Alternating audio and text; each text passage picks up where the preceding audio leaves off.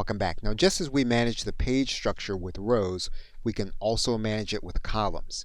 And if we hover over this column area, we can manage the existing columns. What you'll notice is that when we hover over this column and we click the edit button, you'll actually be editing the actual column that you see on the page.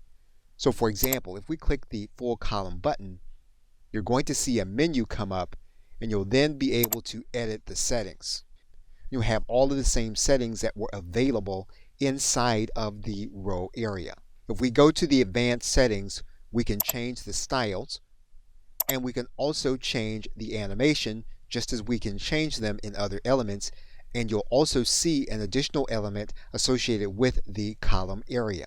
For example, you can see certain elements in a column appear when the page loads, and you can control how that column appears. Now in this case, we will not be adding additional columns to this page, therefore you do not have that option available.